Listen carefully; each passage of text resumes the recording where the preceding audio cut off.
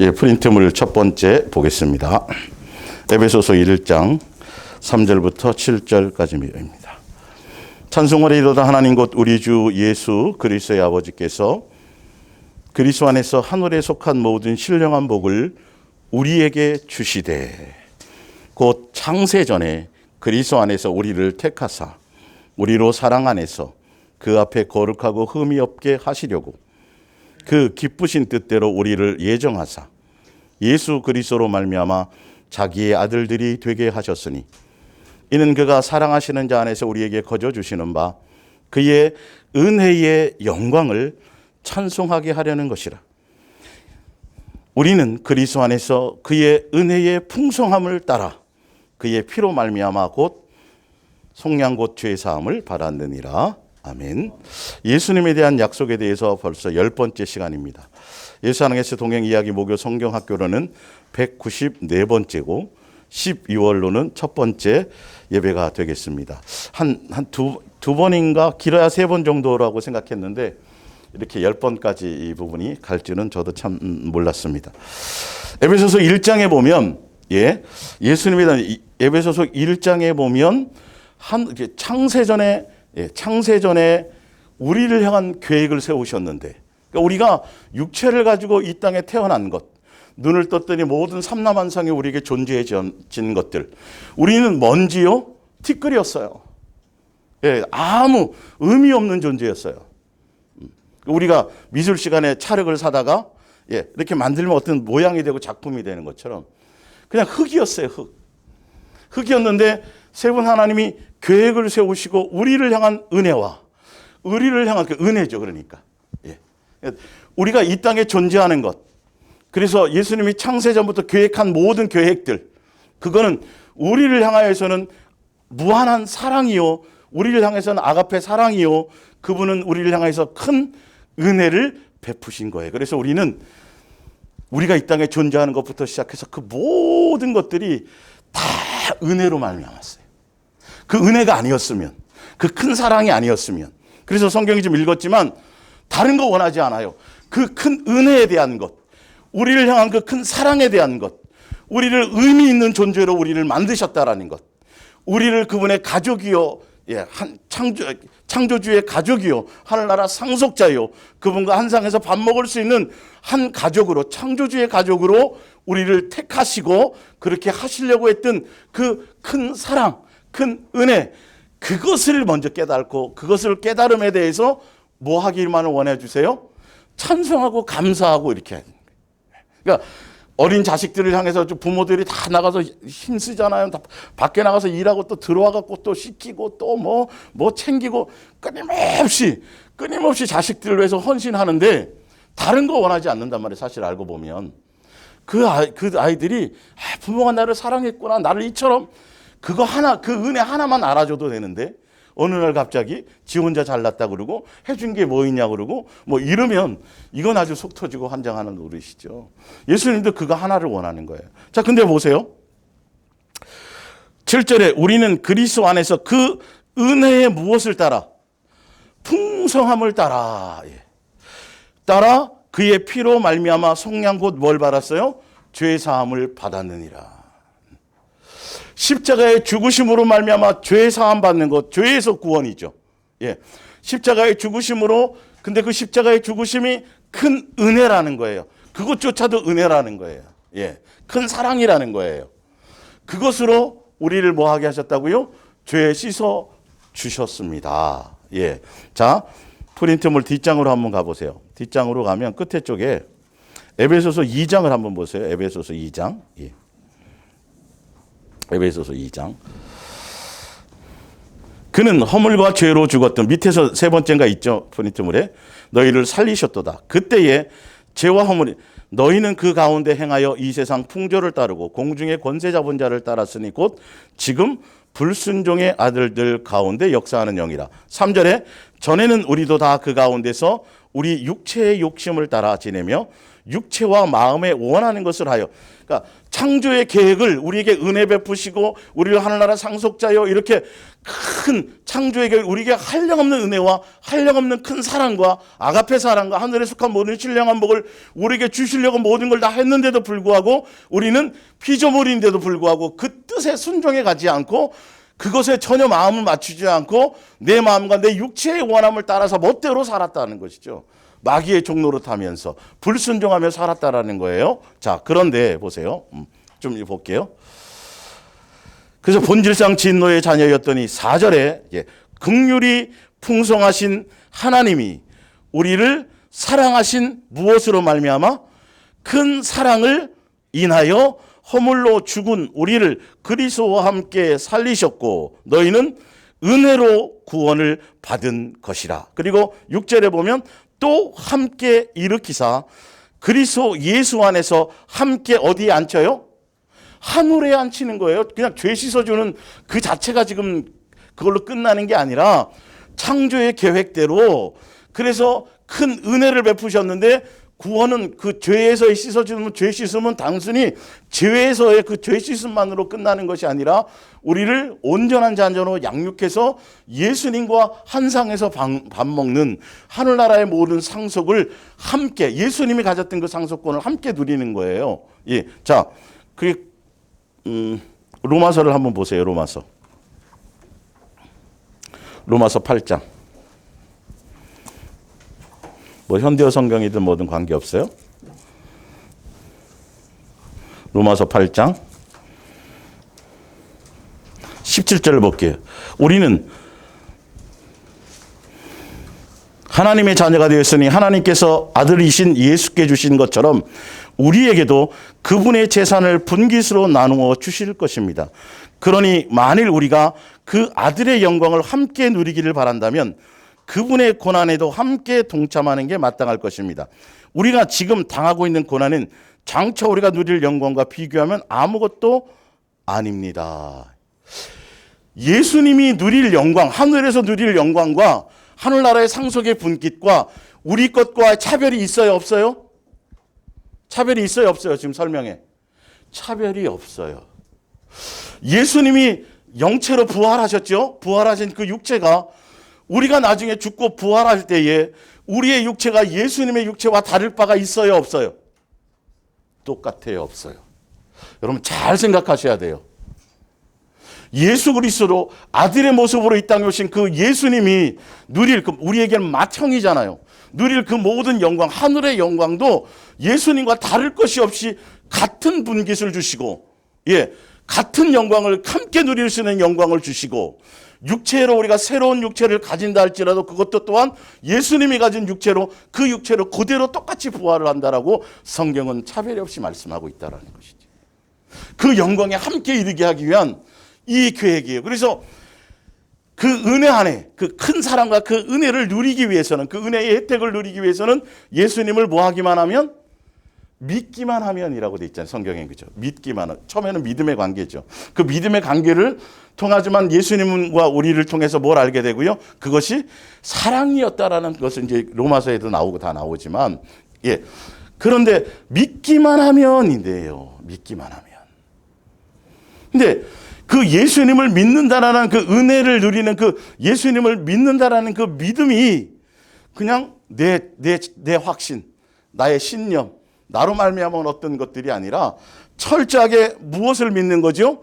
예수님의 뜻하시고 계획하시고 예수님이 말씀하시고 예수님이 약속하시고 예수님이 원하는 그것을 믿는 믿음이어야 된다는 것이죠.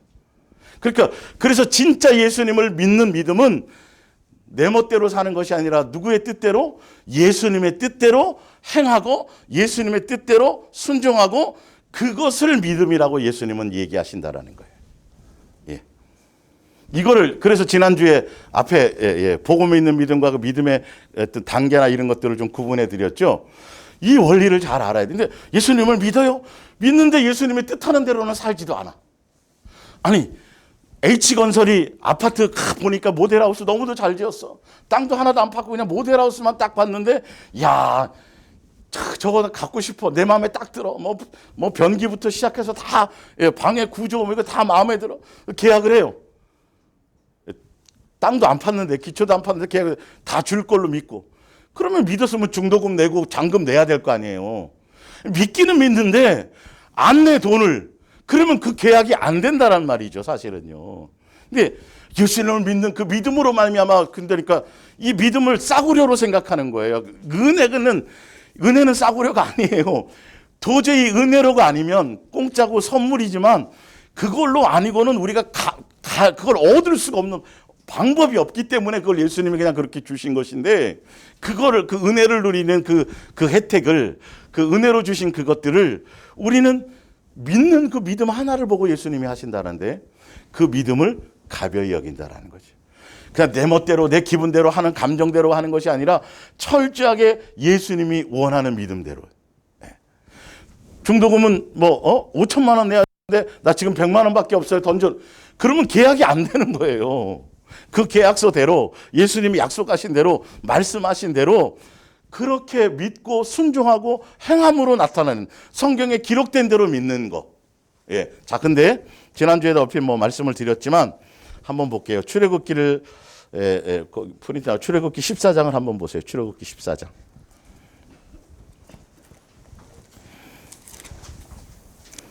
(14장) 31절.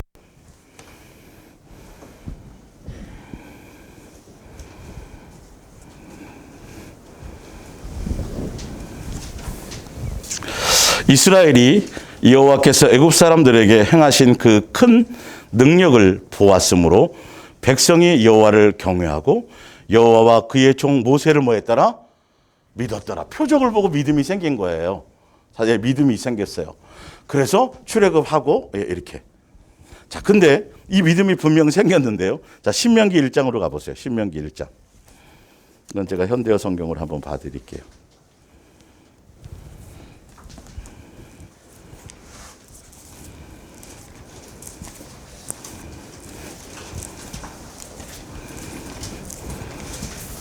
신명기 1장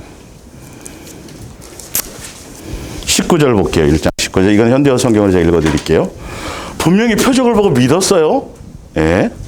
그래서 믿음에 대한 이게 1차원적인 거, 어린아이의 믿음, 복음 있는 믿음, 장성함을, 이것에 대한 의미를 알지 못하면 병 고치고 표적 보고 암 고치고 그래서 예수님 기도해갖고 응답받아갖고 뭔가 막 나타난 그거 앞에 간증하고 그런다고 그게 영생을 요구하는, 영생에 이르는 믿음이 아니라는 거. 그거를 디테일하게 제대로 구분하지 못하면 이 로마서에서 얘기하는 믿음, 이 부분에 대한 실체를 몰라요. 그냥 칭의니까, 이신 칭의, 갈라디아서는 이신 득의, 예수님을 믿기만 하면 그렇게 여겨준다니까 그 믿는 것에 대한 실체를 제대로 파악하지 못한다라는 거죠. 그것만 딱 따가지고요. 근데 성경에서 말하는 믿음은, 그래 너 나 믿니? 그럼 내가 이렇게 성경에 써놨잖아. 내가 이렇게 하라고 그러잖아. 그러면 행해야 돼. 7바퀴 돌려면 돌아야 되고, 요단강에 몸을 담그라 그러면 담궈야 되고, 7번 담그라 했으면 6번 담궈도 그 믿음이 아닌 거예요. 예수님이 말씀하시고 뜻하시고 성경에 기록하고 요구하시고, 예수님이 창세전에 그래서 아까 큰 은혜와 큰 사랑을 은혜를 베풀어 주셨는데, 그 은혜를 왜 베풀어 주셨냐는 거예요. 우리를 죄 용서해 주고 십자가의 죽으심으로 죄 용서해 주셨는데 왜 죽으셨냐는 것이죠. 그게 뭐 때문이라고요? 뒤에 봤더니 지옥 안 보내는 정도가 아니라 그게 아니라 우리 처음부터 우리에게 지옥을 준비하신 분이 아니니까요. 무엇 때문에요? 예수님과 한 영광의 자리에 함께하기 위해서요. 하늘의 상속권을, 그 분깃을 함께 누리게 하기 위해서요.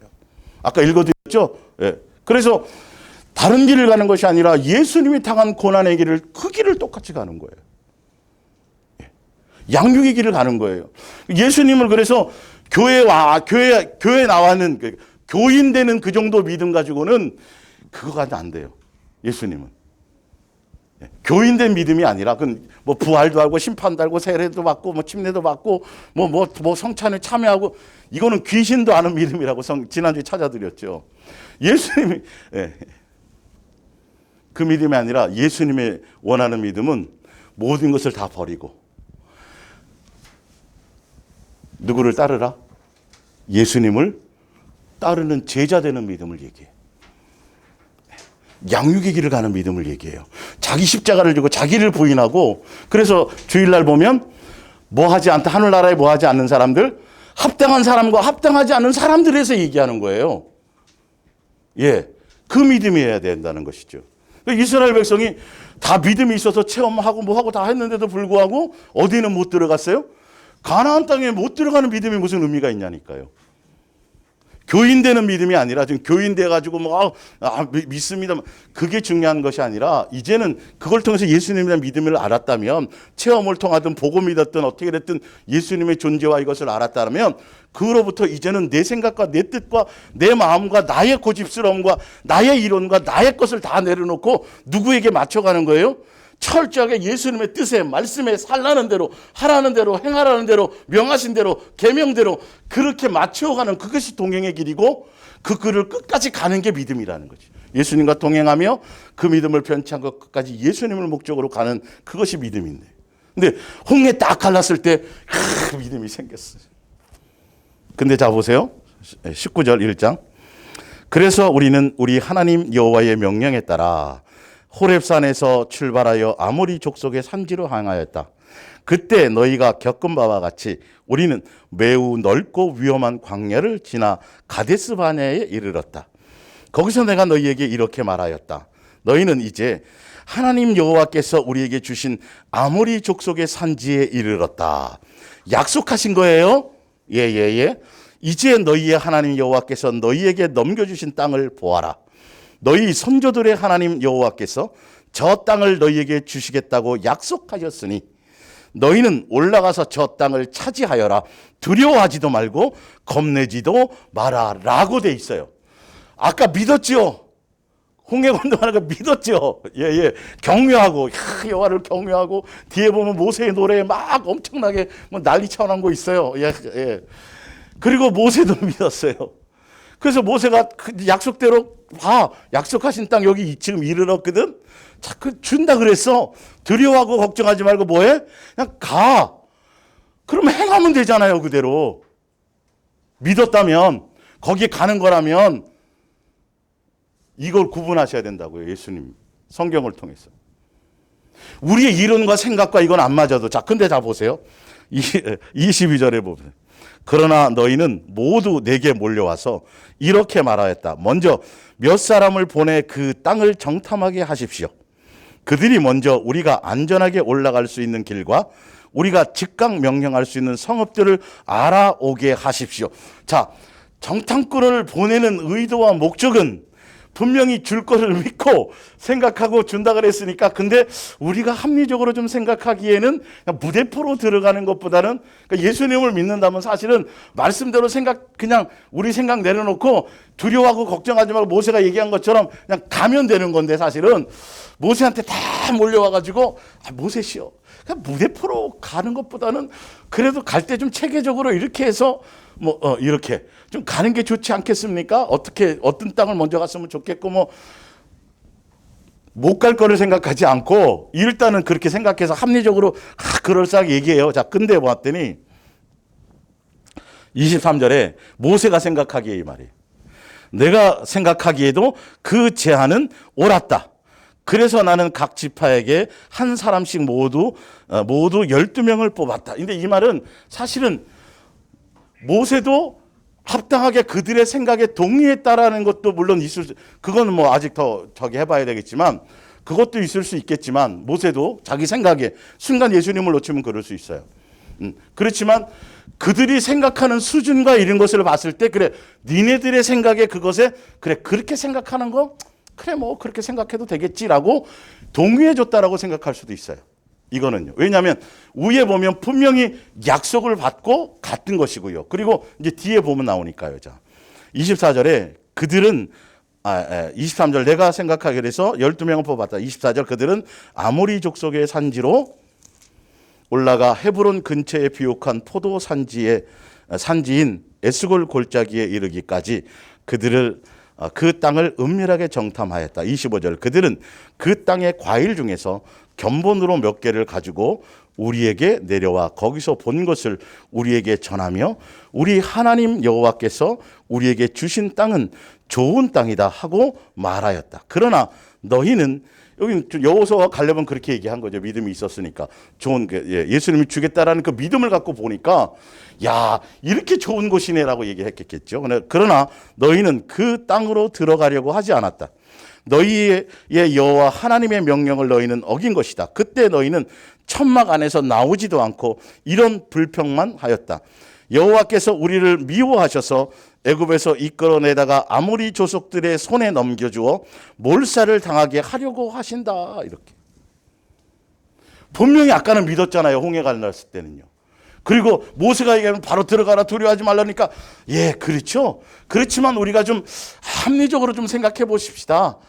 이왕 가려면 그냥 하는 것보다는 이렇게 좀 그럴싸하게 딱 포장하는 순간에 사실은 그냥 예수님의 뜻에는 주저함이 없어야 돼요.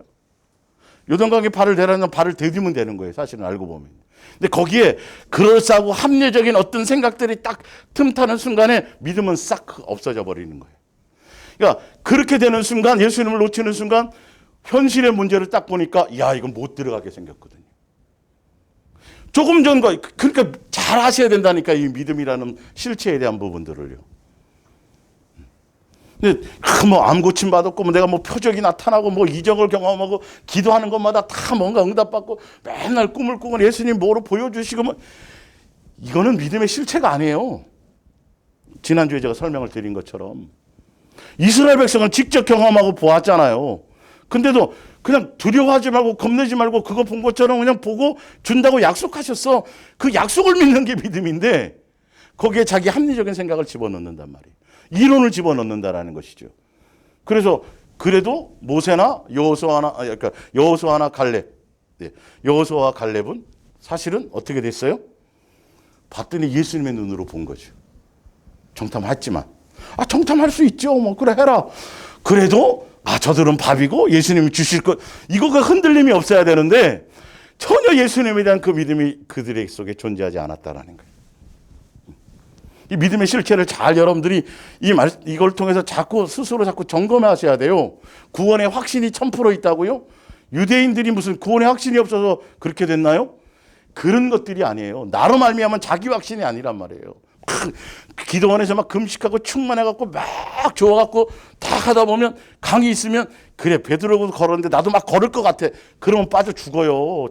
예수님 오라 하고 그것이 확실히 있어야 된단 말이에요. 그런 것들이. 근데 사람들은 자기 감정과 기분에 충만한 것들을 기분에 휩싸여서 어떤 때는 막 자기 확신에 차갖고 뭔가 될 것 같고 막 예수님 뭐 어떻게 해줄 것 같고 100% 사단에게 다 속는 거예요. 그래서 사실은 철저하게 말씀에 근거해서 예수님의 원하심 따라, 거기 이제 원고의 앞에 넘어가 보면 장성한 자의 그 믿음에 대해서 설명을 해 놓았죠. 그죠? 예.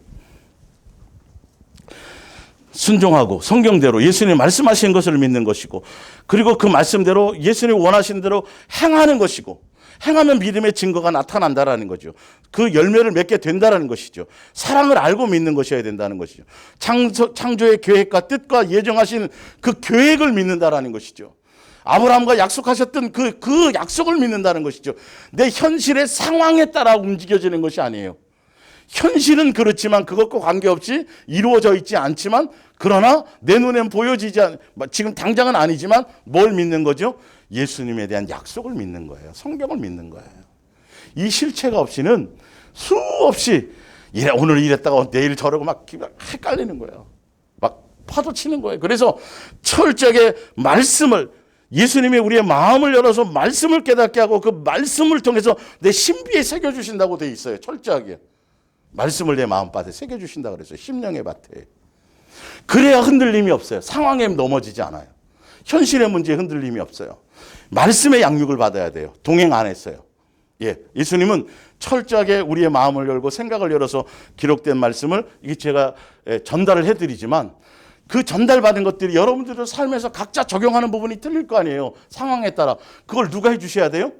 예수님이 해주셔야 그것이 되는 거예요. 그래 여러분들은 끊임없이 누구를 바라봐요? 목사를 안 보고 누구를 봐요? 전달자를 보는 게 아니라 예수님만 보게 되어져 있는 거예요. 그 내 안에 계신 예수님으로 가르침을 받게 되어져 있는 것이죠. 자, 히브리서 3장을 한번 찾아보세요. 히브리서 3장. 예.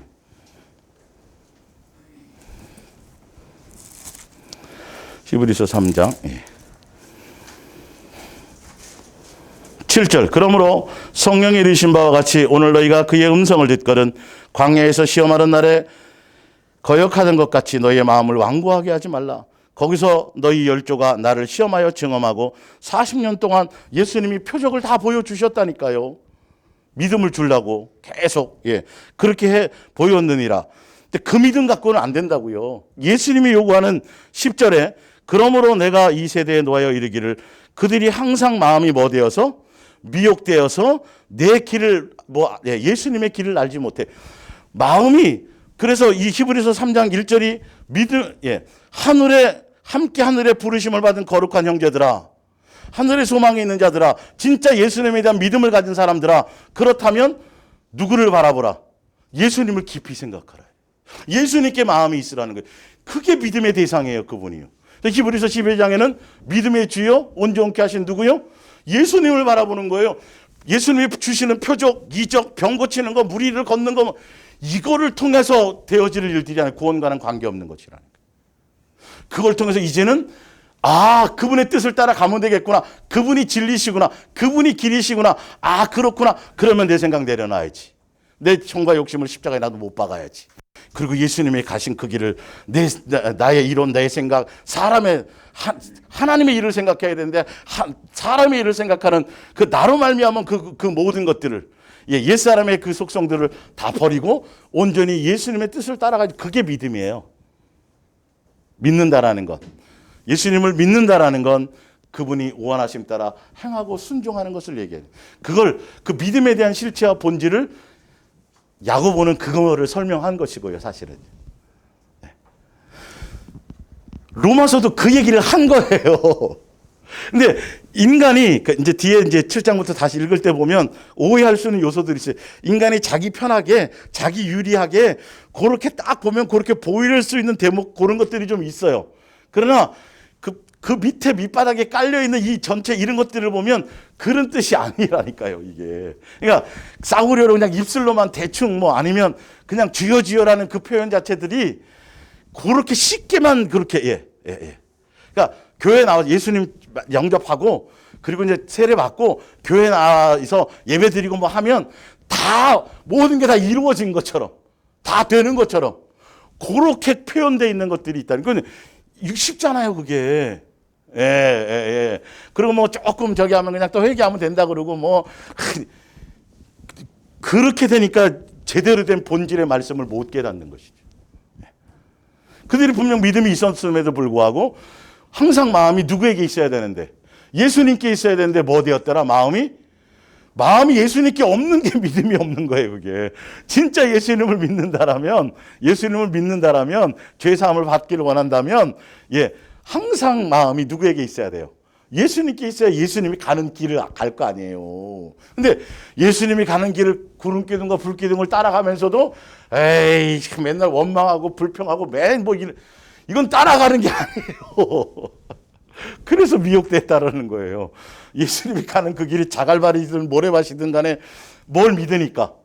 아니 자갈밭이든 모래든 물이든 강이든 홍해든 간에 예수님이 약속하신 땅을 향해서 가는 거니까 그냥 가겠지라고 가면 되는 건데 그걸 얘기하는 거예요. 근데 우리는 좋을 때만 막 믿음이 생겨나고 아닐 때는 또 금방 원망하고 그건 가나안 땅 못 들어가요. 마찬가지예요. 영생에 대한 영원한 가나안 땅은 영원한 안식을 얘기하는 것처럼 그걸 못 돼. 안 되는 거예요. 그 얘기를 하는 것이죠. 자, 로마서 10장을 보세요. 로마서 10장.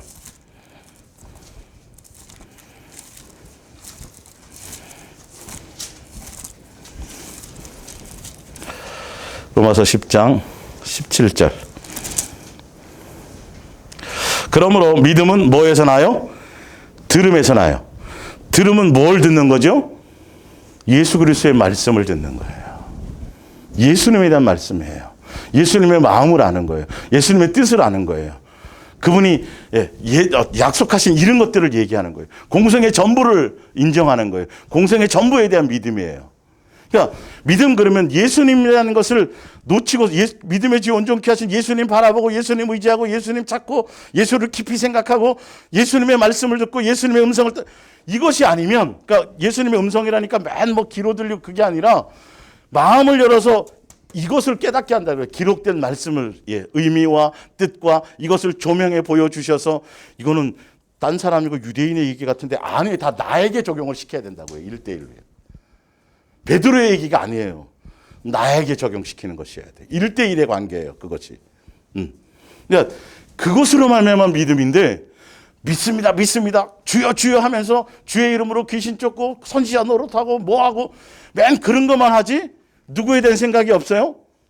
그들이 주여 주여 해서 구하면 막 주는 걸 아니까 자꾸 구한 거 아니에요. 그래서 다 응답 받았잖아요. 40년 동안 경험했잖아요. 근데 못 들어가는 거라니까요. 결론 그 믿음을 예수님이 얘기하는 거 아니에요. 그 믿음을 얘기하는 게 아니라니까요. 진짜 예수님을 믿는다면 그분의 뜻에 순종해서 가는 믿음. 노아야 내가 이렇게 계획이 있으니까 해라. 그럼 비가 안 와요. 한 방울도 안 내려요. 20년 있다 내릴지 30년 있다 내릴지도 몰라요. 근데 그것을 믿었어요, 안 믿었어요? 믿고 매일매일 방주를 가는 거예요. 매일매일. 그러니까 예수님을 믿는다면 매일 오늘이라는 날에 예수님을 놓친다, 안 놓친다? 놓치지 않는다. 히브리서 3장 뒤에가 그 얘기라니까요, 그들이. 마음이 미혹되어 있으니까 예수님에 대한 생각이 자꾸 멀어져 가는 거죠. 그 믿음이 있는 게 아니에요. 혼자 아무리 남들에게 보이도록 뭐 나타내고 뭐 하고 뭐 아무리 떠들어도 예수님이 인정하지 않아요. 그 믿음. 그건 영생과 관계없는 믿음이 되는 거죠. 네. 이런 부분들을 우리가 기본적으로 좀 성경을 통해서 믿음에 대한 실체, 실상이라는 것이 무엇인지를 그렇게 보고 가셔야 돼요. 그래서 표적을 목적으로 믿는 믿음이나 자기로 말미암은 스스로의 믿음, 근거 없는 자기 확신 이런 건 믿음이 아니에요. 믿음 없으니까 자꾸 믿습니다, 믿습니다. 막 이렇게 얘기하죠. 뒤에 이제 로마서에도 나와요. 굳이 믿음이, 그것에 믿음이 있는 사람들은 굳이 뭐 그렇게까지 할 필요 없다라고 성경에 나오니까요. 자, 이제 넘어가서 볼게요. 로마서 봅니다. 로마서, 현대어 성경으로 로마서 7장 7절부터 볼게요. 지난주 좀 더 보충하고 이어서 8장까지 하고 마치겠습니다. 7장 7절. 그렇다고 하나님의 율법이 악하다는 뜻으로 이런 말을 하는 줄 아십니까? 절대로 그렇지 않습니다. 율법 그 자체가 나쁜 것은 아닙니다. 사실 내게 죄를 알게 한 것이 율법입니다. 만일 율법이 탐욕을 품지 말라고 하지 않았던들 나는 내 마음속에 있는 죄, 그 잠복해 있는 악한 욕망을 알지 못했을 것입니다. 내 속에 죄가 있는 걸 발견하지도 못하고 발견하지도 못한다면 예수님을 찾을 일이 없다라는 거죠. 사실은요. 그러나 죄는 이러한 욕망이 악하다는 것을 내게 알게 해주면서 내 속에 숨어있는 모든 금지된 욕망을 충동시킴으로써 이 율법을 어기게 만들었습니다.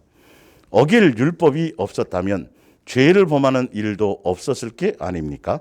9절입니다. 나는 율법이 실제로 무엇을 요구하는지를 몰랐을 때는 율법의 용도가 왜 율법을 주셨는지에 대해서 사도 바울이 정확하게 알지만 그걸 지켜서 구원받는 줄 알고 지켜서 의로워지는 줄 알고 그것을 했단 말이죠. 근데 사실 알고 보면 사도 바울은 그러나 그런지 모르지만 다른 이스라엘의 모든 많은 사람들은 지킬 생각조차 또 없다라고 돼 있어요. 그러니까 왜냐하면 지켜봐야 이거는 우리로는 사람으로는 되는 게 아니다라는 걸 뭐 하게 된다는 거죠? 알게 된다라는 거예요. 근데 그럴 마음도 없었다라는 거예요. 사실 알고 보면. 뒤에도 표현 나와요. 여기. 그러나 진리를 알았을 때 나 자신이 율법을 어긴 자이며 죽음을 선고받은 죄인이라는 것을 알게 되었습니다. 10절에 그러므로 내 경우에는 생명의 길을 보여줄 것으로 생각했던 선한 율법이 그와 반대로 내게 죽음의 벌을 내려준 결과가 되어 버린 것입니다. 죄가 하나님의 선한 율법을 가지고 나를 속여서 그것으로 나를 죽을 죄인이 되게 만든 것입니다. 그러나 율법 그 자체는 바르고 선한 것임을 여러분은 아실 것입니다. 그러면 이상하지 않습니까? 나를 파멸시킨 원인이 된 율법이 어떻게 선한 것이 될 수 있겠습니까? 그러니까 나를 파멸시킨 것은 율법이 아니라 사실은 죄입니다. 죄가 율법을 사용하여 내게 죄를 가져온 것입니다. 그러므로 여러분은 죄가 얼마나 교활하고 악착스럽고 가증스러운지 그러니까 율법은 내 속에 있는 죄를 끄집어내고 발견하고 깨닫게 해서 사실 예수님으로 말미암아 해결하는 길을 갈 수 있도록 만들어주는 거예요. 율법은 너무도 선하고 좋은 거예요. 우리를 온전한 길로 가게 만들려는 것이니까. 근데 예수님의 준 목적대로 알지를 못하니까 야, 나는 선한 줄 알았는데 착한 줄 알았는데 탁 봤더니 야, 이게 모든 게 다 이게 내 속에 이런 범죄한 것들이 많이 있구나. 예, 이것을 일단은 뭔가 깨닫고 발견하게 하려는 것이라 율법의 용도 자체가요. 예, 14절에 악한 목적을 위한 죄가 하나님의 선한 율법에 있는 것이 아니라 내 속에 있습니다. 나는 죄라는 주인에게 노예로 팔렸기 때문입니다. 나는 나를 도무지 모르겠습니다. 속으로는 올바른 일을 해야지 하면서도 그렇게 되지 않습니다. 그러고는 내가 원하지 않는 짓, 내가 미워하는 짓만 저지르고 있습니다. 나는 내 행실이 잘못되었다는 것도 내가 어기고 있는 율법이 선하다는 것도 잘 알고 있습니다. 그러면서도 이러는 나를 어떻게 할 도리가 없는 것입니다. 이런 나는 이미 내가 아니기 때문입니다. 내게 이런 악한 일을 시키는 것은 내 속에 들어있는 나보다 더 힘이 센 죄입니다. 나는 내 육신 안에 올바른 것이 하나도 없다는 사실을 알고 있습니다. 아무리 몸부림쳐도 나는 나에게 올바른 일을 하게 할 수 없습니다. 나는 그렇게 하고 싶어도 되지가 않습니다. 그러니까 그 베드로, 우리도 마찬가지지만 우리도 지금 보면 주일날 제가 설명드렸지만 베드로는 자기 스스로는 아무리 짜내고 생각해도 예수님을 부인할 일은 없을 걸로 알고 있었어요. 그 누구는 알아요. 예수님은 보고 안단 말이에요. 우리 속에 무엇이 있는지 우리도 모른다니까요. 예수님의 빛을 비추시고 예수님의 것을 알게 해서 발견하게 해주시지 않으면 우리는 절대 나는 그렇게 안 될 거야 라고 했는데 천만의 말씀이시죠. 그러니까 사도 바울이 자기 속에 있는 것을 아직 깨닫지 못하고 발견하지 못하고 그러니까 본인 나는 그런 게 없어. 그래서 나는 좋은 것만 생각해서 선한 거. 근데 사실은 그 생각과 결단보다 내 속에 더 깊숙한 곳에 자리 잡고 있는 것들이 분명히 있었다라는 걸 본인은 알지 못했었다라는 거죠. 예. 그래서 예수님을 딱 만나고 났더니 진리를 딱 알고 났더니 그게 아니구나 이게. 그래서 사실은요 데살로니가 후서 그 2장에 보면 거짓 표적과 이적을 통해서 많은 사람들을 미혹하고 예수님 그대로 놔두시는 것은 그들이 뭐에 대한 사모함이 없어요? 진리, 예수님의 뜻, 예수님의 마음, 예수님에 대한 생각. 그러니까 내가 내 의로 내 무엇 선한 것으로 그렇지 내가 결단하고 나로 말미암은 것으로 결단하고 내가 예수님에 대해서 알고 있으니까 율법에 대해서 알고 있으니까 그렇지 내가 마음에 결단하고 내가 내 의지를 가지고 나로 말미암아 뭘 하면 그것을 하나씩 이룰 수 있을 거야. 내 생각대로 내 마음대로 뭔가 내가 이루며 그것을 순종하며 뭔가 나타낼 수 있을 거야. 이 자체가 잘못된 것이라는 것이지. 누구로밖에는 안 돼요? 철저하게 예수님으로만 되어진다라는 것들이 그 얘기를 하는 거예요. 자, 잠깐 접어두고요. 로마서 현대어 성경 지난번에 할 때 한 거지만 9장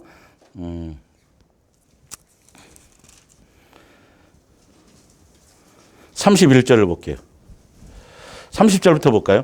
그러면 이런 일련의 일들을 통해 우리는 무엇을 알 수 있겠습니까? 바로 다음과 같은 사실입니다. 이방인들은 하나님을 찾지 않았는데도 하나님께서는 그들에게 믿음으로 죄 없다는 선언을 받을 기회를 주셨습니다. 그런데 이스라엘은 하나님의 율법을 열심히 지켜서 하나님과 올바른 관계를 가지려고 노력했지만 그렇게 되지 못하였습니다. 왜 그렇습니까? 결단하고 결심하고 율법에 대해서도 알고 자기도 가르치고 선생도 되고 뭐 다 엄청나게 이방인은 들에게 율법을 준 게 아니라 양심의 법을 줬잖아요. 그러니까 사실은 율법이나 양심 우리 속에 인간 속에 있는 근본적인 양심 있죠. 율법만큼 그만큼 수준이 높은 거예요. 세종대왕은 이순신 장군도 다 양심의 법, 다 저쪽 그 양심의 법이에요. 이방인들에게는 양심의 법이 율법인 거예요, 사실은요. 그 정도로 중요해요, 알고 보면. 예. 그러니까 그걸 통해서 그렇지 내 양심을 봐도 나는 그렇지 나는 이렇게 이거 빨리 발견하는 것이죠. 하여튼 예. 그렇습니까? 믿음으로 매달리지 않고 단지 율법을 지키는 선량한 인간만 되면 다 구원을 얻으리라고 생각했기 때문입니다. 그들은 예수라는 큰 걸림돌에 걸려 넘어진 것입니다. 이 말이. 그러니까 사도 바울도 예수님을 발견했지만 진리를 통해서 그런 거구나 깨달았지만 깨닫고 나서 그때서야 이게 내 결단과 율법을 아는 지식과 율법의 선생 되어서 남을 가르치고 뭐하고 이런 걸로 되는 게 아닌구나. 예수님으로만 되는구나. 진리에 대한 사모함이 있으면 어떤 상황에서도 흔들림이 없어요. 표적과 기적과 이적의 마음을 빼앗기지 않아요. 그러나 진리에 대한 예수님에 대한 그 예수님에 대한 믿음을 온전케 하신 예수님을 깊이 생각하고 예수님에 대한 절대성이 내 속에 있지 않으면 이길 방법이 없어요. 예수님으로만 이게 되어지는 거니까요. 그걸 이제 8장 뒤에 가서 사도 바울이 그걸 이제 깨닫는 것이. 그러니까 나로 말미암아 뭘 하고 나면 뭘 했다라는 거죠. 내 의지로. 내가 뭘 작전 기도를 몇 번 했더니 금식을 몇 번 했더니 뭘 팔아서 바쳤더니 자꾸 나로 말미암아 뭘 했더니 뭐라는 걸 자꾸 얘기하는 건 전혀 구원하고는 그 구원의 길을 아예 그걸로는 열어놓으신 적이 없어요. 구원도 다 은혜라니까요. 사실은요. 예수님을 닮아가는 양육의 길도 다 뭐예요? 사실 알고 보면 은혜라니까요. 내가 조금 순종했다는 그 순종이 점도 안 돼요. 예수님의 그 큰 사랑과 우리를 향한 그 은혜와 그것을 거기에서는요. 자랑할 건덕지가 없는 거예요. 그러니까 다 배설물로 여기고 부득불레가 그렇게 사도 바울이 나중에 깨닫잖아요. 정신 차리고 나서는. 조금도 자랑할 것이 없다. 모든 것이 뭐다? 모든 것이 뭐다? 은혜다라고 탁 얘기해요. 진짜 예수님과 온전히 동행하는 사람은 그 얘기밖에 할 게 없어요. 뭐가 나타나든 말든 간에 그냥 은혜고 그냥 예수님에 대한 감사하고 모든 것들이 모든 삶이 내 현실과는 틀려도 19절 선한 일을 하고 싶어도 되지 않고 악한 일을 하지 않으려고 애를 써도 되지 않습니다. 이제 내가 원하지 않는 일을 하고 있는 게 사실이라면 문제는 분명해졌습니다. 죄가 아직도 나를 사로잡고 있다는 사실입니다. 나로 말미암은 생각, 내 마음과 내 육체의 원함을 따라 살려가는 그 욕망을 얘기하는 거예요. 죄는요. 사실 알고 보면. 그것이 잉태하여 죄를 낳는 거니까요. 욕심 잉태해서. 나 스스로는 늘 올바른 일을 원하나 어쩔 수 없이 잘못된 일을 해버리는 것이 인생의 현실인 것 같습니다. 속으로 하나님의 뜻을 따라서 살고 싶어 하면서도 내 속 깊은 곳에 어떤 다른 것이 있어서 그것이 내 마음에 분란을 일으켜 나를 누르고 내 마음을 요동치게 하고요. 예수님 놓치면요. 아직도 내 속에 도사리고 있는 죄의 노예를 만들어버립니다. 나는 마음으로는 늘 기쁨으로 하나님 섬기는 종이 되기를 원하면서도 실제로는 여전히 죄의 노예가 되어 있는 자신을 봅니다. 예수님 믿고 나서 사도 바울이 얘기하는 거예요. 우리 다 이런 과정을 거치는 거란 말이에요. 지금은요. 이제 여러분은 내 형편이 어떻다는 것을 아셨을 것입니다. 나는 얼마나 비참한 처지에 놓인 인간입니까? 누가 이 죽을 수밖에 없는 노예 상태에서 나를 해방시켜 줄 것입니까? 하나님께 감사드립니다. 우리 주 예수 그리스도께서 나를 해방시켜 주셨습니다. 그분이 나를 해방시켜 주셨습니다. 자, 그냥 해방시켜 줬으니까 그냥 예수님 믿으면 교회 나오면 교인 되면 이 모든 것들이 싹 다 처리되고 해결된다. 그거는 아니라니까요. 그 뒤에 나와요. 근데 요렇게만 그것만 딱 보면 그렇게 딱 내가 아주 쉽게 편하게 받아들이고 싶으면 이단 중에 무슨 파들은 그냥 한 번 구원이면 그거 죄수모로 끝났기 때문에 이제는 회개할 필요도 없다. 이렇게 아주 그렇게 인용하려고 마음을 딱 작정해 넣어버리면 그게 그렇게만 보인다니까요. 지금 이 뜻이요. 근데 뒤로 가서 계속 읽어보란 말이에요. 자, 그러므로 이제 그리스도 예수 안에 속한 사람은 결코 정죄받는 일이 없습니다. 생명을 주시는 성령의 능력이 죄와 죽음의 악수 안에서 나를 해방시켜 주셨기 때문입니다. 하나님의 율법을 알고 있는 것만으로는 죄의 지배를 벗어날 구원을 받는 사도 바울은 이런 거였다는 게 철저하게 누구로는 예수님을 믿고 예수님을 믿는다면 누구의 인도를 받아야 돼요? 성령의 인도를 받고 예수님의 뜻에 순종하고 내 육체의 생각을 쳐서 복종시키며 예수님의 뜻에 동행함을 통해서 그 길을 함께 가는 것을 얘기한단 말이죠. 그래서 로마서 7장 앞에도 보면 율법은 옛 신랑이고 예수님은 새 신랑이다. 그 새 신랑과 결혼함을 통해서 뭐 맺게 하려고? 열매 맺게 하려고. 교회론을 얘기하면서. 로마서 12장에도 이어서 지금 이거에 대한 열매에 대한 얘기를 한단 말이죠. 전체를 볼 줄 알아야 되는데, 자, 3절에 하나님의 율법을 알고 있는 구원을 받을 수 없습니다. 우리는 그 율법을 다 지킬 수도 없거니와 또 실제로 지키려 하지도 않기 때문입니다. 지키려 하지도 않는데요. 예. 그래서 하나님께서는 우리를 구원하실 수 있는 다른 계획을 실행하셨습니다. 자신의 아들을 사람의 몸으로 보내 우리의 죄를 없앨 희생제물로 삼으심으로써 우리를 지배하는 죄를 멸하신 것입니다. 그러므로 이제 우리가 성령을 따라 산다면입니다. 하나님의 율법을 지키며 사는 것이 산다면 하나님의 율법을 지키며 사는 것이며 육신의 죄를 벗어나는 길입니다. 육신을 따라 사는 사람은 자신만을 즐겁게 하기 위해서 살지만 성령을 따라 사는 사람은 하나님이 기뻐하시는 일을 위해서 삽니다. 성령을 따라 살면 생명과 평안을 누리지만 육신을 따라 살면 죽음에 이르게 됩니다. 육신의 생각은 하나님을 대적하기 때문입니다. 육신의 뜻대로 산 사람치고 하나님의 율법을 지키는 일도 없고 또 결코 지키려 하지도 않습니다. 그러므로 아직도 옛날의 죄에 물든 자아의 지배를 받아서 육신의 욕망대로 따라가는 자는 결코 하나님을 기쁘시게 해드릴 수 없어. 믿지만 해방을 받았지만 여전히 내 마음과 내 육체의 원함을 따라서 내 편함을 따라서 옛날 옛사람의 그 쾌락을 따라서 그대로 살면 그거는 예수님을 믿는 게 아닌 거예요. 그것이 없어야 돼요. 그것을 따라가는 것이 아니에요. 욕망의 지배를 벗어나야 된다는 것이죠.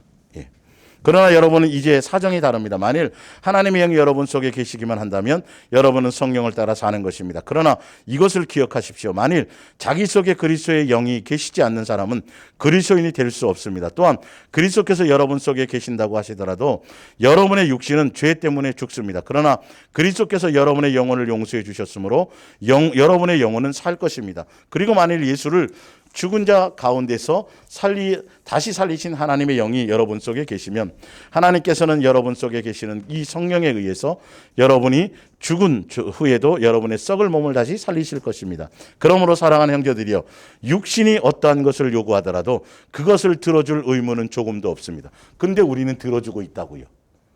해방되었는데도요. 만일 여러분이 육신을 그대로 따라간다면 여러분은 길을 잃고 장차는 멸망을. 그러니까 예수님을 믿는다면 예수님을 깊이 생각하고 예수님 의지하고 예수님 가야 되는데 누구를 놓치면 예수님 놓치면 또 그대로 그 타령 되게 돼 있는 거예요. 두려움이 오고 뭐 당장 죽을 것 같고 별일 범사에 감사 천만의 말씀이 하나도 이루어질 것들이 없어요. 안 돼요. 그러나 성령의 능력으로 육신의 악한 행동을 깨트려 버린다면 여러분은 살게 될 것입니다. 14절 하나님의 영이 이끄시는 대로 사는 사람은 모두가 하나님의 자녀들이기 때문에.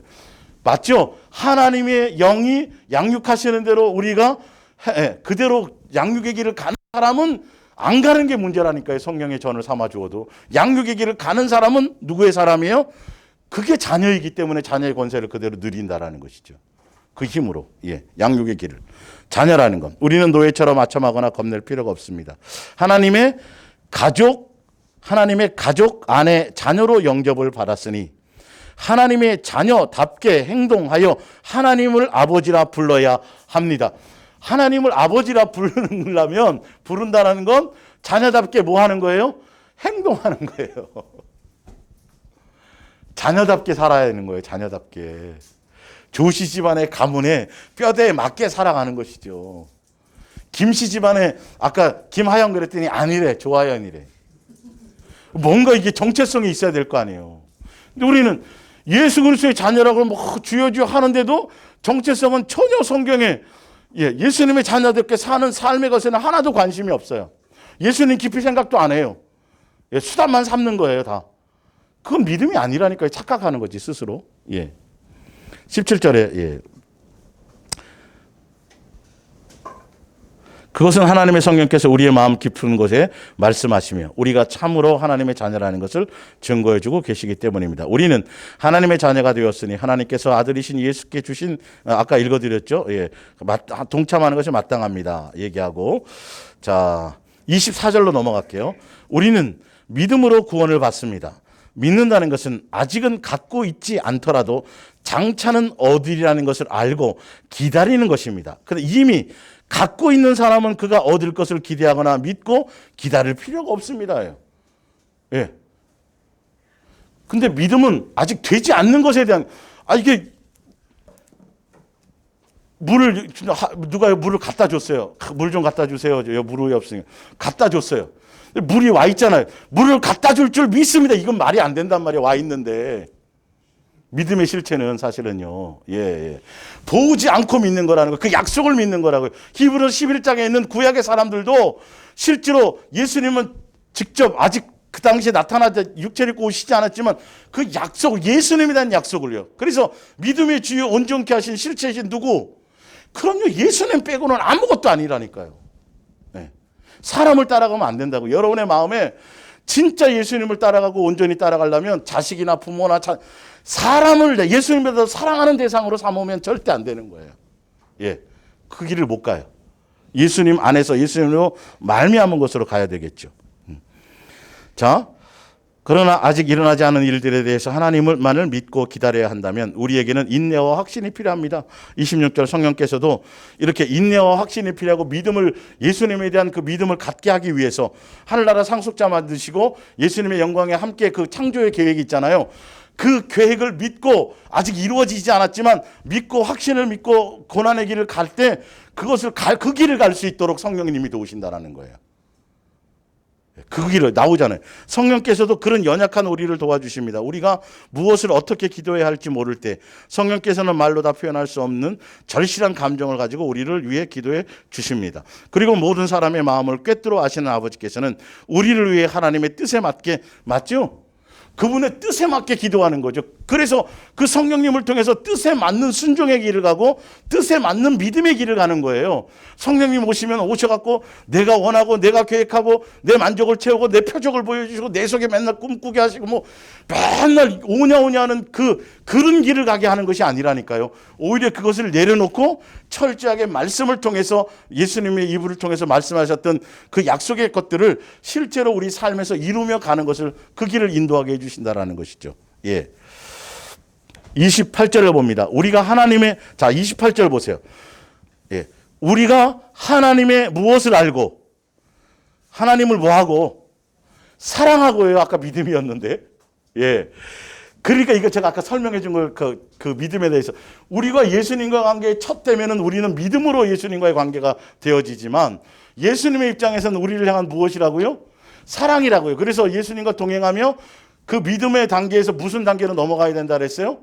믿음, 소망, 사랑처럼 사랑의, 예, 믿음으로 사랑을 알고 믿는 믿음의 단계로 가야 된다.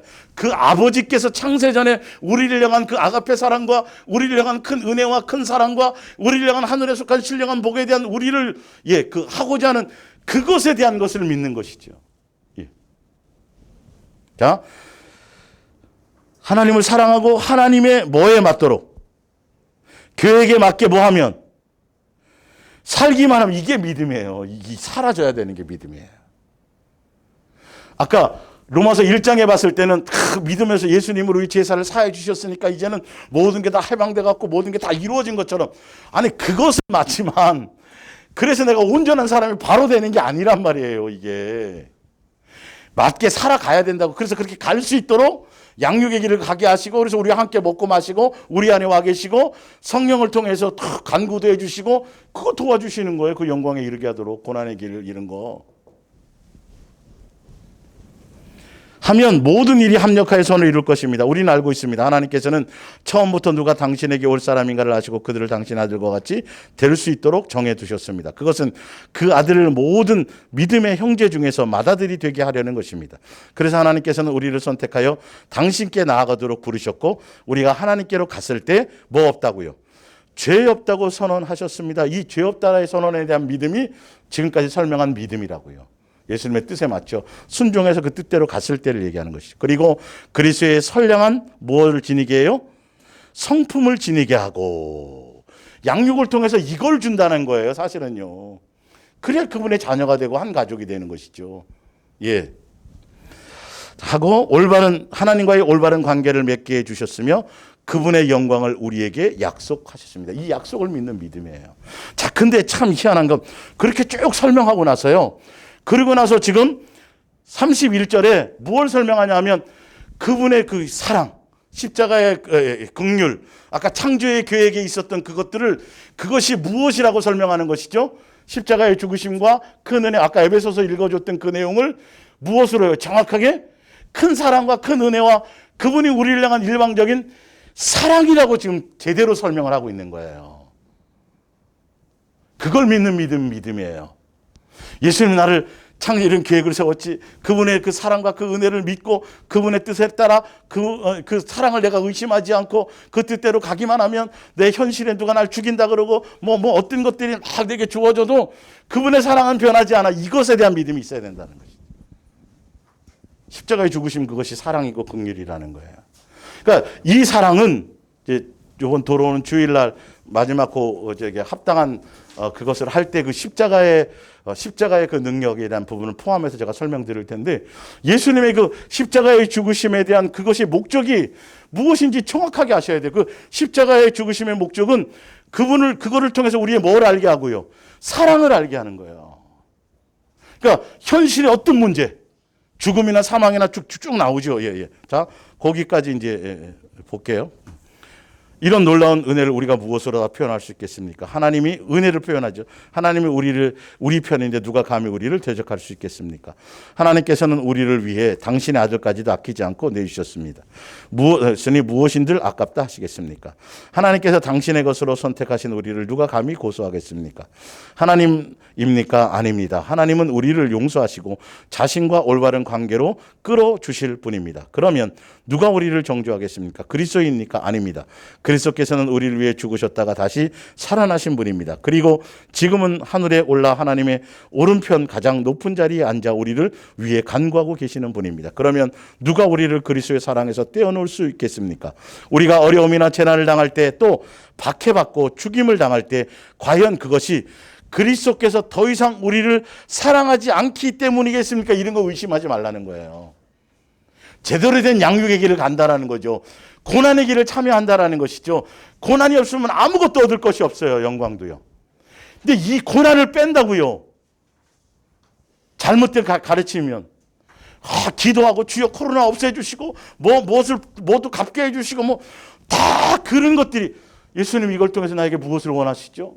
어떤 것을 기대하시고 나에게 알게 하시고 깨닫게 해주시고 이렇게 뜻을 구하는 것 쪽으로 가야 되는데 다 무엇인가 딱 생겨나면 조그만 어려움 당하면 저 예수님 어떻게 믿었길래 저렇게 아이고 이렇게 되고 자기 좋은 일 있고 그러면 거기에 간증하고 그게 아니라는 거예요. 그 사랑을 오해하지 말라는 거예요. 창세전 우리라는 계획이 단순하게 이렇게 저렇게 할래 뺐다 이렇게 하지 않는다라는 거예요. 그냥 끝까지 믿으라는 거예요. 예수님의 그 사랑에 대한 그 긍휼에 대한 것들이 그게 믿음이라는 거예요. 뜻대로 믿는 것들. 예. 굶주리고 헐벗고 위험을 당하고 죽음에 직면한다 해서 그것이 하나님께서 우리를 버리신 것이겠습니까? 성경에는 다음과 같이 기록되어 있습니다. 우리가 주님 때문에 종일토록 죽임을 당하고 당할 양처럼 취급당하며 살아갑니다. 그러나 우리는 결국 목숨을 버리면서까지 우리를 사랑하신 그리스도를 통해 우리를 뭐 하시뇨? 이 사랑을 알아야 이게 생겨나요. 그분이 십자가에 죽으심이 나를 향한 사랑이었다는 걸 알아야 그래야 모든 걸 버릴 수 있어요. 그래야 의심이 생기지 않아요. 그래야 내 속에는 욕망이 다스려져요. 예. 그래서 제가 에베소 1장 그 부분을 여러 번 계속 읽고 반복하는 이유가 그분이 창세전에 계획했던 그 약속에 대한 그것을 믿는 거예요. 예. 그래서 예수님은 십자가의 죽으심이 우리를 향한 사랑의 확증이에요. 죄인 되고 원수 되었을 때도 내가 너희를 끝까지 동일하게 사랑했다라는 것이죠. 그 사랑에 대한 믿음을 가지라는 소리예요. 우리가 주님 때문에 그러나 우리는 결국 목숨을 버리면서까지 우리를 사랑하신 그리스도를 통해 큰 승리를 거두고야 말 것입니다. 나는 하나님의 사랑에서 우리를 떼어놓을 수 있는 것은 아무것도 없다고 확신합니다. 죽음도 그렇게 할 수 없고 생명도 그렇게 할 수 없습니다. 천사들도 그렇게 하지 못하고 지옥의 모든 세력을 다 합친다 해도 하나님의 사랑에서는 우리를 멀리 떼어놓을 수가 없습니다. 오늘에 대한 우리의 염려도 내일에 대한 우리의 공포도 또 하늘 높이 올라가거나 바다 깊은 곳에 들어가거라도 우리가 어디에 있든지 간에 우리 주 그리스도께서 우리를 위해 죽으실 때 나타난 하나님의 사랑에서 우리를 떼어놓을 수 있는 것은 아무것도 없습니다. 결론은 믿음이었는데 무엇에 대한 믿음이에요?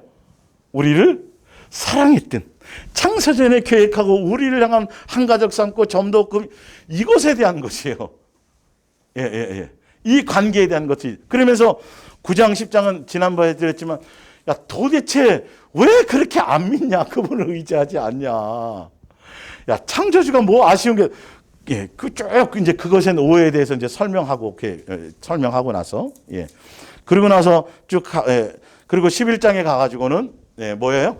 야, 이방인들 너희들. 유대인들도 예수님의 사랑을 배신해서 그렇게 됐을 때 그들을, 그쪽으로 사랑을, 멈추시고 이방인 너희들에게 적붙여서 너희들에게 사랑을 베푸시지 않았니? 그런데 만약에 너희가 그 사랑을 받았다 그래서 유대인보다 이스라엘보다 네가 뭐 목에 힘주거나 교만하거나 막 또 이렇게 이러다가는 이스라엘 원택했던 이스라엘도 그렇게 하셨는데 니네들은 더 크게 예수님이 버릴 수도 있더라고 얘기하는 거예요. 교만하지 말라는 거죠. 더 겸손하게 누구를 놓치지 말라는 거죠. 예수님 놓치지 말라는 거예요. 그래서 이스라엘이 돌아올 때는 더 크게 예수님이 그들을 아예 지금 버린 게 아니라는 거예요. 예수님이 끝까지 사랑하신다라는 거예요. 예, 이스라엘 전체를 하나도 빼앗지 않고 다 구원한다는 소리가 아니라 예수님을 그 안에서도 예수님을 모하는 사람들 몇 명이 될지 모르지만 믿는 사람들이라 그렇게 설명이 돼 있어요. 막 이렇게 그 택해놨다 그러니까 막 예수님이 막 믿지도 않는데 막 이스라엘 백성은 거저 막 뭐 구원을 주는 것처럼 그 법을 어기진 않아요. 예. 다가 아니더라도 끝까지 그 중에 돌아올 수 있는 기회를 줄 그거는 은혜를 베풀겠다라고 분명히 얘기하고 있단 말이죠. 그러면서 이제 12장에 가서 지난번에 말씀드렸지만 이제 진짜 예수님을 믿는 사람들은 이제 교회를 통해서 이제는 12장 1절에 이제는 삶이 바뀌어야 된다라는 거죠. 예수님으로 말미암아 그분이 기뻐하시는 삶 속에서 그분이 믿는다라면 이제는 그분이 생활 속에서 현재 지금 생활 속에서 그분이 기뻐하실 일이 무엇인지 세상과 세상에 속한 것들을 따라가지 말고 그것에 마음 빼앗기지 말고 결론은 옛사람 가운데 욕심과 정욕을 내 육신과 원함을 따라 살았던 그 옛사람의 것들을 버리고 내 안에 진리이신 예수님이 있으니까 그 예수님으로 말미암아 가르침을 통해서는 에베소서 4장과 지금 복합적으로 같이 설명드리는 거예요. 찾아보면 뭐 다 아시는 내용이니까 그 얘기를 로마서 12장 1절부터 그 얘기를 하는 거예요. 그것도 거기도 교회론이고 12장도 또 교회에 대해서 그 얘기를 하는 거예요. 에베소서 4장도 교회에 대해서 그래서 머리가 연결되고 해서 새 사람 되라고 얘기하고 그 새 사람의 열매는 거짓말하지 않고 서로 사랑하고 그 사랑의 아가페 사랑의 열매를 맺는 내 이웃 세 계명에 대한 열매를 맺는 걸 얘기하는 것처럼 로마서 12장도 실제적으로 이제는 무슨 얘기를 하냐면 이제는 뭐라고요? 예수님께로 말미암아 예수님이 기뻐하시는 것을 따라 믿음의 분량대로 행하며 살아가야 된다라고 얘기하는 거예요. 자, 로마서 12장 이제 개역 성경으로 이건 시간 되시면 이제 가셔서 이거 읽어보시고요. 시간이 좀 길어지니까 그걸 읽으면 12장 1절에 그러므로 형제들아 내가 하나님의 모든 자비하심으로 너희를 권하노니 교만하지 말고 까불지 말고 이제는 뭐 어떻게 살아야 되냐면 너희의 몸을 하나님이 기뻐하시는 거룩한 산제물로 드리라. 이는 너희가 드릴 뭐다? 영적 예배니라. 이거는 너희는 이 세대를 본받지 말고 오직 마음을 새롭게 함으로 변화를 받아서 새 사람 되어서 하나님이 선하시고 기뻐하시고 온전하신 뜻이 무엇인지를 뭐하도록 해라? 분별하고 그들대로 살아라 이 얘기예요. 그래서 교회를 통해서 그 얘기를 하시겠다라고 아까 얘기했잖아요. 로마서 7장 그 초반에 보면 자 그러면서 쭉 얘기하고 9절에 보면 사랑에는 거짓이 없나니 악을 미워하고 선에 속하라. 형제를 사랑하여 서로 우애하고 존경하기를 서로 먼저 하며 부절인하여 게으르지 말고 열심을 품고 주를 섬기라. 소망 중에 즐거워하며 환난 중에 참으며 그 기도에 항상 힘쓰면 성도들이 쓸 것을 공급하며 손대접하기를 힘쓰라. 너희를 박해하는 자를 축복하고 저주하지 말라. 즐거워하는 쭉 나오죠. 쭉 나오죠. 그러면서 13장 8절에 피차 사랑의 비위에는 아무 비치지 말라 쭉 얘기하고 세 계명을 얘기하죠. 내 이웃을 사랑하라. 이제 11절에 또한 너희가 이 시기를 알거니와 자다가 깰 때가 벌써 되었으니 이는 이제 우리의 구원이 처음 믿을 때보다 더 가까웠습니다. 밤이 깊고 낮이 가까웠으니 그러므로 우리가 어둠의 일을 벗고 빛의 갑옷을 입자. 낮에는 같이 단정하고 행하고 방탕하거나 술 취하지 말며 음란하거나 호색하지 말며 다투거나 시기하지 말고 오직 주 예수 그리스도로 옷 입고 정욕을 위하여 육신의 일을 도모하지 말라. 믿는다면 이 말이죠. 믿으면 예수님의 뜻에 행하고 이런 삶이 예수님이 이 땅에 오셔서 믿음이지 온전케 하신 주로 오셔서 그것을 행하심으로 우리가 예수님을 믿는다면 그런 것들을 열매로 나타나야 될 것이라는 것을 교회론을 통해서 그 이후부터는 그 얘기를 하는 거예요. 믿음에 대한 이제 그 열매에 대한 얘기를 사실 하고 있는 것이죠. 예. 약속에 된 거. 그리고 14장에 가가지고는 믿음이 연약한 자를 너희가 받되 그 의견을 비판하지 말며 또 이웃 사랑해. 그런 형제로 거리끼게 하지 말라 뭐 쭉 계속 그 얘기를 하는 것이죠.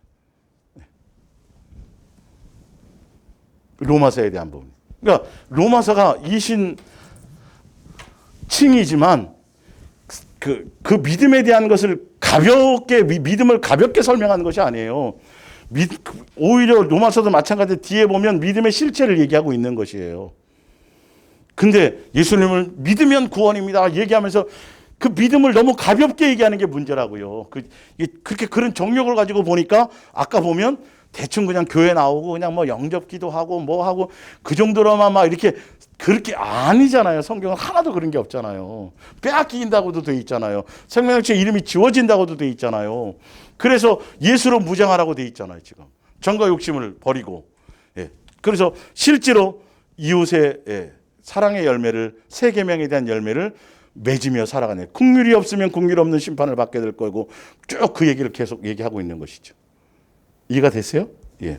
그래서 이거를 지금 이제 하시고 그리고 이제 여러분들 이제 프린트로 돌아가셔가지고 이제 이거 앞에 했던 것들은 지난번에 다 했던 것들이에요. 그래서 야고보서 2장에 실제로 이제 온전한 믿음이 무엇인지 이 로마서 전체에 대한 부분을 로마서 축소가 갈라디아서고 갈라디아 축소가 믿음 자체에 대한 건 야고보서라고 생각하시면 돼요.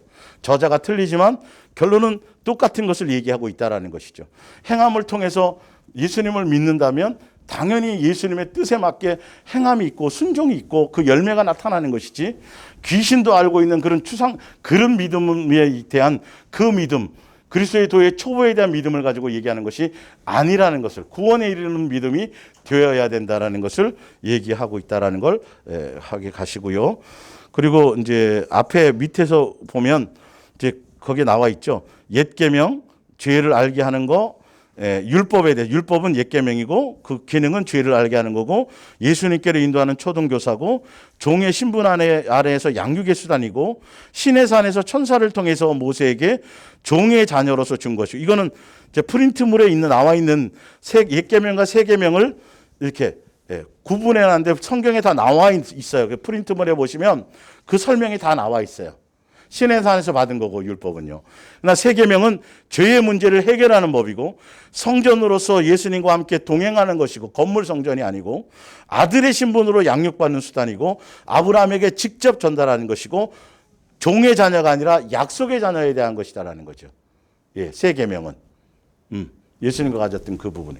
그러니까 이거는 성경에 나와 있는 용어를 제가 정리하면서 구분을 시켜드린 거예요. 일목요연하게 보시면서 이렇게 구분해놓고 로마서 4장부터 쭉 읽어보시면 그 내용들이 쭉 설명이 나와 있는 거죠. 예.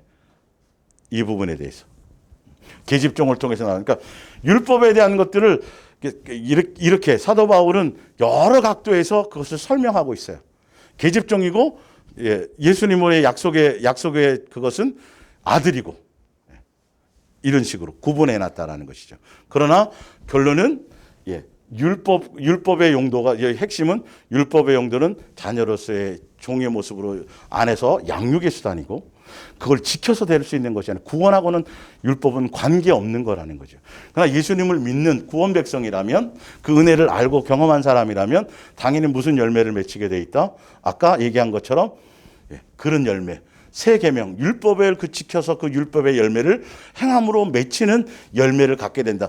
그렇지 않으면 믿는 것이 아니다. 구원이 안 된다는 거예요. 그게 요한 1, 2, 3서에도 다 그 얘기가 나와 있어요. 아직도 너희가 예수님을 믿으면서 아직도 미워한다면 그거는 구원이 아니다. 넌 아직 그건 예수님을 믿는 게 아니다. 경험한 게 아니다. 이렇게 계속 그래서 그걸 표현하고 있는 거예요. 그러니까 로마서를 잘못 알아버리니까 여기는 다 그렇게 나오는데 로마서는 그냥 교회만 나오면 구원이 이렇게 설명인 것처럼 되어버리는 거예요. 아주 쉽게 그 믿는다라는 설명을. 로마서도 그 얘기가 아니라니까요. 당연히 그런 게 어디 있겠어요. 믿는다 그러는데 예수는 믿어요. 그래놓고 하나도 뜻대로 살지도 안 하고 하나도 순종하지도 않고 옛날 마귀의 종노릇하는 대로 그냥 그대로 살아가는데 그걸 누가 믿음으로 인정하겠냐고. 그러니까 성도들이 헷갈리는 거예요. 그걸 모르니까 야 목사님 눈 안에만 들면 돼. 뭘 열심히 교회에서 시키는 대로 열심히 충성하고 뭐 하고 막 그러면 뭔가 될 거야. 그냥 막연하게 믿는 거죠. 누구는 생각도 안 하고. 성경대로 믿는 믿음에 대한 실체에 대해서는 고민도 안 해보고 그냥 교회 조직에 열심히 뭐 으쌰으쌰하고 뭐 거기서 인정받고 뭐 감사패 받고 뭐 이러면 뭔가 되는 줄 알고 있으니까요. 이게 허황된 거라니까요. 그거는. 내 속에는 여전히 뭐가 남아있어요. 하나도 해결된 게 없어. 옛사람의 것들이. 거기서 조금만 내 정욕을 발동시키면 언제 그랬나 싶고 막 시기, 질투, 분쟁이 막 쏟아져 나오네. 이게. 예수님 끊임없이 그걸 해결하려고 하고 계시는데. 하여튼 좀 아쉽지만 한 번을 더 했으면 좋겠지만 하여튼 이렇게 마감하고 다음 주부터는 우리가 진짜 실제로 싸워야 될 것에 대한 제가 한 3, 4개월 전부터 준비했던 것들을 나누고 다음 주부터는 그렇게 가겠습니다. 우리 기도하겠습니다.